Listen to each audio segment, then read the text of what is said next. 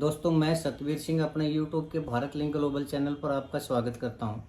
दोस्तों कई बार समस्याएं आती हैं ना, वो दिखाई छोटी सी देती हैं लेकिन वो वास्तव में बहुत बड़ी होती हैं और सरकारें इसके ऊपर ध्यान देती नहीं, क्योंकि सरकार ये सोचती है कि रोजगार के मुद्दे हैं उनकी बजाय और भी दूसरे मुद्दे उनके ऊपर ध्यान दिया जाए।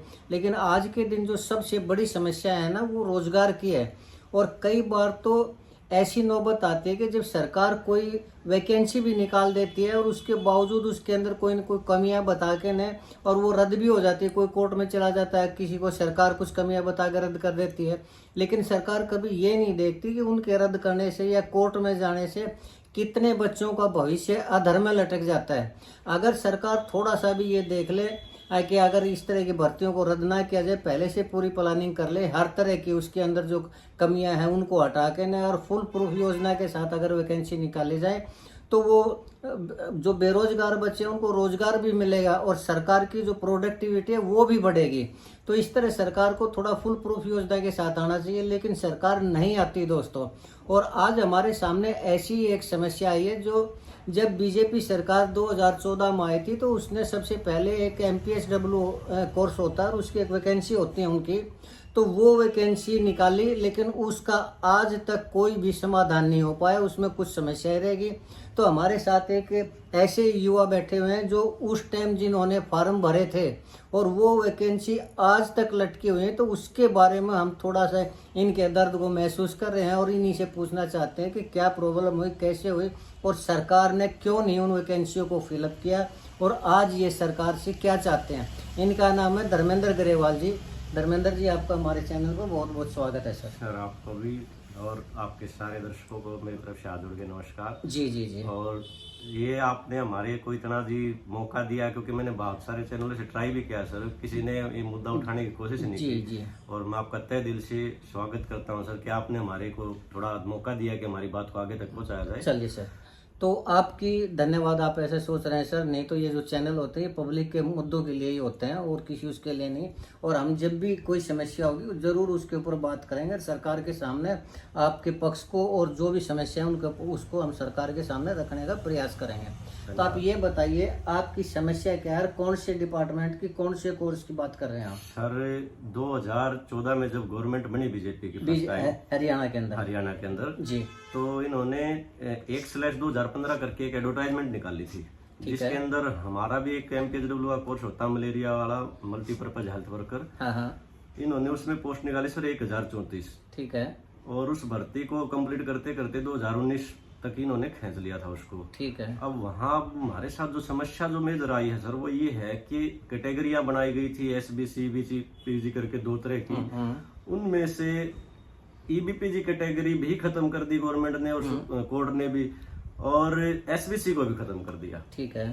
अब EBPG कैटेगरी की कुछ सीटें खाली हैं, वैकेंट है, आज भी वैकेंट है और उस टाइम पे भी वैकेंट। क्या नाम बताया आपने? EBPG। ये क्या मतलब होता है? Economical backward class of journal. अच्छा अच्छा, ठीक है। तो अच्छा, वो वैकेंसी मतलब कुछ रहेगी? हाँ सर। ठीक है। उसमें 100 पोस्टें थी और उसके अंदर 92 बच्चे ही प्रोवाइड हो पाए थे। अच्छा अच्छा, इंटरव्यू तक, मतलब कुछ पोस्ट रह गई थी? हाँ सर, वो खाली रह गई थी। लेकिन उस ना MPSW का मात्र अकेला नहीं है सर, ये इस तरह के हरियाणा में कम से कम इस प्रभाव से 22-23 हजार बच्चे ऐसे हैं जो अभी तक भी इस समस्या को फेस कर रहे हैं। हरियाणा 22-23 हजार बच्चे जी सर, जो मतलब जिन्होंने कोर्स कर लिया और जिनको आज तक नौकरी और नहीं। ये जो ये कैटेगरी वाला जो जंजाल जो फेंका गया था सर गवर्नमेंट के द्वारा, और इसका सही निदान न होने से आज भी वो सीटें वैकेंट हैं, लेकिन बच्चे अभी भी लाइन में कतार में है। अब जैसे मेरे को ही लगा आप, जब 10 साल पहले भर्ती आई तो सर मैं 28 साल का था, आज मैं 38 साल का हो गया। अच्छा अच्छा। अब आगे भर्ती आएगी तब तक मेरी उम्र भी जाएगी सर। अब वो सीटें वैकेंट है, अगर गवर्नमेंट चाहती, गवर्नमेंट की मंशा है कि बच्चों को रोजगार दे रहे हैं, अगर वो साफ सुथरे तरीके से करना चाहे तो सर आज भी वो इन बच्चों को लाइन में ना खड़ा करके उन वैकेंट सीटों पे फिलअप कर सकते हैं। सरकार कर क्यों नहीं रही? अब सरकार का तो सर ये है, हम बार बार मिलते हैं, वो एक ही चीज का नाम लेके बोलते हैं कि ये जो है कि भाई कोर्ट में है मामला। अब कोर्ट में तो EBPG का मामला भी गया था सर। अब EBPG का मामला जाने के बावजूद भी गवर्नमेंट ने उनको कंडीशनल ज्वाइनिंग दे दी। चलो अच्छी बात है, रोजगार दिया गवर्नमेंट ने, वो भी हमारे भाई बंधु, हम उनसे भी कोई द्वेष नहीं करते। लेकिन कम से कम जो वैकेंट सीटें हैं सर, उन वैकेंट सीटों पे भी तो कंडीशनल ज्वाइनिंग देके सरकार ज्वाइन करवा सकती है, हमारी भी करवा सकती है ऐसे ही। मतलब ये है कि वो जो कोर्ट के थ्रू वैकेंसी रुकी हुई है, मान लो उनके ऊपर नहीं भी हो, तो आपका कहने का मतलब ये है कि बाकी जो वैकेंसी है वो फिलअप की हाँ जाए। सर, हाँ सर, हाँ सर, बिल्कुल। तो कहने का मतलब ये है कि 20-22 हजार वैकेंसी है आज के दिन। जी सर। और बच्चे कितने हैं? अब बच्चे भी लगभग इतने ही बच्चे हैं सर। तो सरकार को दिक्कत क्या है, क्यों नहीं अब वैकेंसी निकाल सरकार रही? को दिक्कत, सबसे मेजर दिक्कत तो ये आ रही सर, सरकार बोल देती भाई आप लोगों का मामला कोर्ट के अंदर चल रहा है। कोर्ट के अंदर तो सर एक उसका चला हुआ ना, नहीं सर, ये हर कैटेगरी का जब लमसम करके जाते हैं, एक मेजर केस बना रखा है पूरा। अच्छा, सरकार ने उलझा दिया हाँ मामला। जी, सरकार ने उस मामले को उलझा के खड़ा कर दिया। अब गवर्नमेंट ही उसका निदान कर सकती है, बच्चों से तो होगा नहीं। गवर्नमेंट की तरफ से क्या निदान होना चाहिए? गवर्नमेंट की तरफ से सर मैं तो ये चाहता हूँ कि जितना भी पॉसिबल है वो सीटें जो वैकेंट हैं उनको लैप्स ना करके, जो बच्चे लाइन में कतार में है, जिन्होंने टेस्ट भी क्लियर किया है, इंटरव्यू भी पास किया है, वो सीटें उन बच्चों को दे दी जाए। सिर्फ MPHW नहीं, मतलब और कौन सी हैं? जैसे सर SA की है, लाइनमैन की है, आपकी VLDA की है, TGT PGT वालों की है, फिजिकल एजुकेशन वालों की है, तो ऐसे बहुत सारी कैटेगरियों में। स्वास्थ्य डिपार्टमेंट के अंदर कितने वैकेंसी, कितने मतलब बच्चे हैं, कितने वैकेंसी जरूरी है? अभी जो स्वास्थ्य डिपार्टमेंट के अंदर वैकेंट सीटें हैं सर, वो लगभग 17-18 सीटें हैं, और इतने ही बच्चे वो वेटिंग लिस्ट में रहे हुए हैं। अच्छा, तो पहले तो ये चाह रहे हैं आपके जो स्वास्थ्य मंत्री जी हैं आरती राव जी से उनसे आप निवेदन करना चाह रहे हैं कि पहले तो वो सीटें भरी जाएं जी, ताकि जिन बच्चों ने कोर्स कर रखे हैं, जिन बच्चों ने पैसे लगा रखे हैं और एक उम्मीद के सहारे बैठे हुए हैं, जी सर, कम से कम उनको तो रोजगार मिले, उनका भविष्य अंधकार में ना हो सर। अभी मेरे को लगा कि चलो कि मैं 38 का हो गया तो 2 साल बाद में मेरी उम्र चली जाएगी, आगे कोई वैकेंसी आएगी तो सर ऐसे बहुत सारे बच्चे हैं। लेकिन कहीं ऐसा तो नहीं कि आरती राव जी तो लगाना चाह रही हो लेकिन सरकार हो, क्योंकि मुझे कुछ ऐसा भी लग रहा है कि कुछ पर्सनल टेंशन भी है शायद आरती राव जी के साथ या राव इंद्रजीत जी के साथ। हाँ सर, हाँ। लग रहा है ना आपको? बिल्कुल सर, बिल्कुल। तो शायद इसलिए तो सरकार नहीं टाल रही उन चीजों को। सर मेरे को भी कई बार अंदेशा सा हुआ, मैं खुद आरती राव जी से भी मिला हूँ जाके इस मामले को लेके। अच्छा। मैंने आरती राव को भी उनको अपना पूरा सिस्टम लिखित में दे के आया था कि मैम देखो प्लीज, हमारा भी इतने लंबे समय से हम इस मामले के अंदर अटके हुए हैं, प्लीज आप गवर्नमेंट से बात कीजिए, आपका डिपार्टमेंट है, आप एक्शन लीजिए। तो विश्वास दिलाया था स्वास्थ्य मंत्री जी ने भी। तो उन्होंने यही बोला था कि ठीक है जी, आप ना दूसरे वीक में एसी साहब को बुलाएंगे और एसी साहब से पूछेंगे कि भाई इनका ये इश्यू है, क्यों शॉर्ट आउट नहीं हो रहा है। लेकिन उसके बाद में जब मैं 2-3 बार गया तो समय भी नहीं दे पा रही जी, और 1 मिनट भागते जैसे मिलते हैं, हाँ करते बस ऐसे करके जवाब। अच्छा, आपका कहने का तात्पर्य ये है कि आरती राव जी भी टालने लग रही हैं? जी।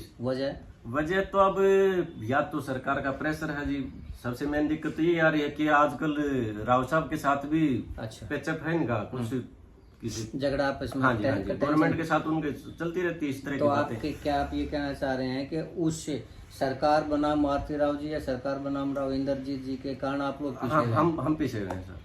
अच्छा, तो अब आप जो अपील करना चाहेंगे वो नायब सैनी सरकार से करना चाहेंगे या आरती राव जी से करना चाहेंगे? मैं तो दोनों से ही हाथ जोड़ के अपील करना चाह रहा हूँ कि जी आप अपने पर्सनल लोन के चक्कर में हम जैसे बच्चों का भविष्य को अंधकार में मत बनाइए। आपको हमने चुना है, आपको एक विश्वास के साथ चुन के हम लेके आए थे, तो हमारे साथ भी न्याय कीजिए।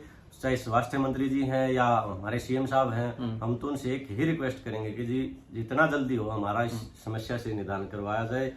और जो भी हम तो आज भी सरकार के साथ खड़े हैं, पिछले 10 साल से सरकार के साथ खड़े हैं, और हमारे को बार बार ये आश्वासन दे के दिलासा दी जाती है भाई अब की बार करेंगे, अब की बार आएंगे तो ये कर देंगे, क्योंकि ये लंबा मामला हो गया सर। आप कहाँ से बिलोंग करते हैं? मैं भिवानी डिस्ट्रिक्ट से। अच्छा, मतलब आप भिवानी इससे होकर ना, आजकल ये जो दक्षिण हरियाणा बनाम और ये चल रहा है, इससे आपका कोई संबंध नहीं? नहीं सर जी, देखो मेरा इससे कोई ऐसे इंटेंशन नहीं है, लेकिन जो एक ज्वलंत मुद्दा भी है और सच्चा भी है। रोजगार चाहिए कहने का तात्पर्य है, और आप अपना हक मांग रहे हैं। बिल्कुल सर। जी, बहुत बढ़िया सर। तो दोस्तों ये थे धर्मेंद्र जी। अब धर्मेंद्र जी ने कम से कम 10 साल पहले इंटरव्यू दिया था और आज तक इनको जॉब नहीं मिली है, जबकि इतनी ज़्यादा वैकेंसी है, उतने ही बच्चे भी हैं।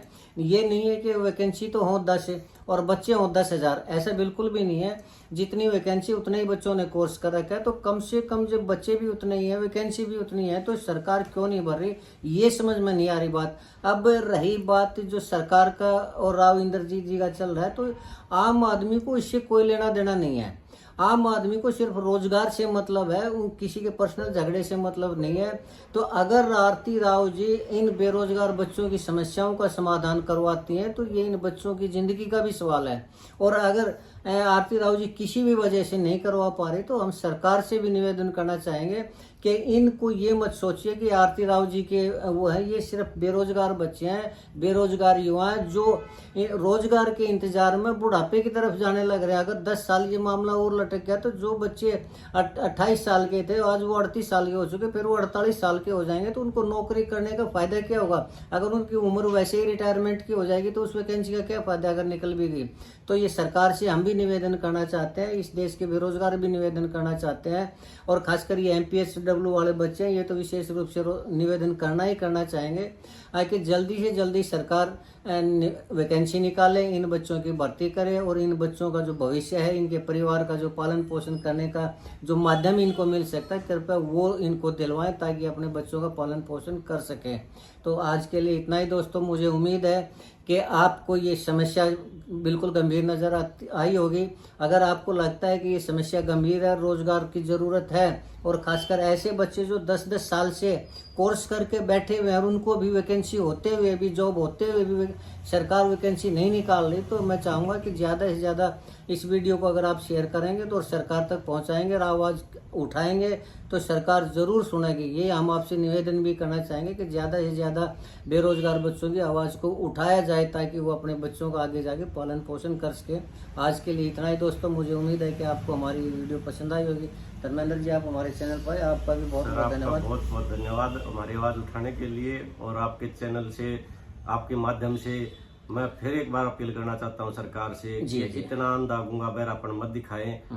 कृपया करके इन गरीब बच्चों की तरफ भी ध्यान दिए, बेरोजगारी का दंश बार बार इनको ना झेलना पड़े, जिसमें आप भी शामिल हैं। सर, जिसमें मैं भी शामिल हूं। जी जी जी। तो दोस्तों देखिए कैसे सरकार से निवेदन कर रहे हैं, तो मैं भी सरकार से प्रार्थना करना चाहूँगा, नायब सिंह सैनी जी से प्रार्थना करना चाहूँगा कि आप इस चीज़ को भूल जाएं कि ये किस डिपार्टमेंट का। आप सिर्फ ये सोचिए कि उनके हरियाणा की, उनकी जनता की प्रॉब्लम है, वो सिर्फ अपने बच्चे समझ के इनकी समस्या का समाधान करें, न कि किसी पर्टिकुलर आदमी के मंत्रालय का समझ के ना करें। बस इतना ही दोस्तों।